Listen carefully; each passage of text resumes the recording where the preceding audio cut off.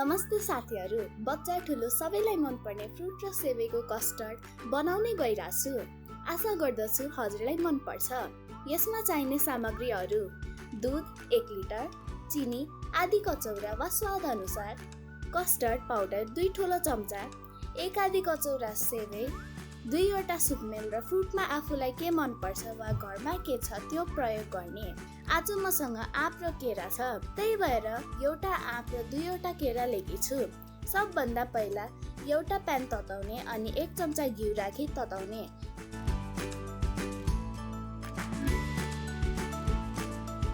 तातिसकेपछि सेवै राख्ने golden brown रहन्जेलसम्म भुट्ने।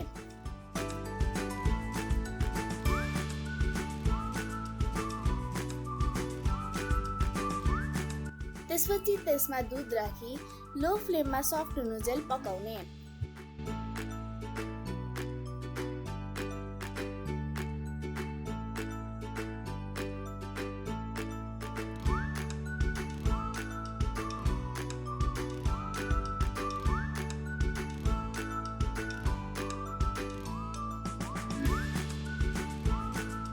अब बाँकी रहेको दुध तताउने र त्यहाँ कस्टर्ड पाउडरमा चिसो दुध राखेर मिलाउने। लम्स हुनु हुँदैन। दुध राम्ररी तातिसकेपछि त्यसमा मिक्स गरेको कस्टर्ड पाउडर राख्ने र चलाउँदै गर्ने।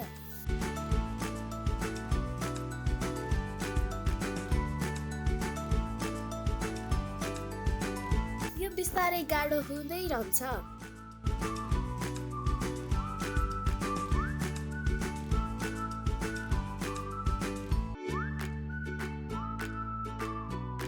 स्वाद अनुसार चिनी मिलाउने र चलाउँदै जाने। 5 मिनेटसम्म झन् गाढा हुन्छ जान्छ।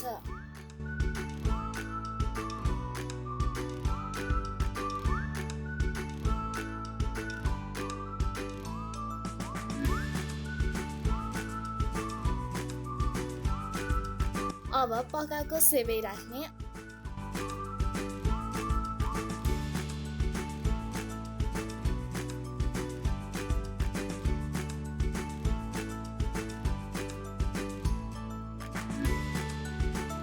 अनि सुकमेललाई धुलो बनाएर राख्ने। यसले हाम्रो टेस्ट दिन्छ। अझ 2 मिनेट पकाएर निकाल्ने।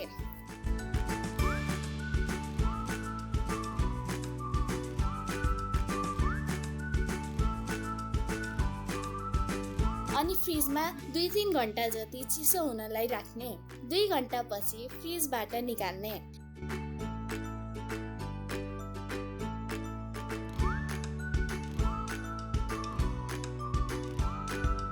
यसमा सानो सानो टुक्रा गरेर काटेको आँप र केरा राख्ने।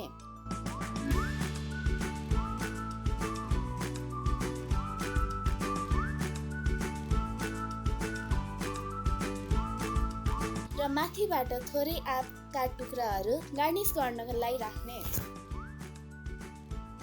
हाम्रो food custard is ready. Video मन परेमा लाइक र सब्स्क्राइब गरिदिनु होला।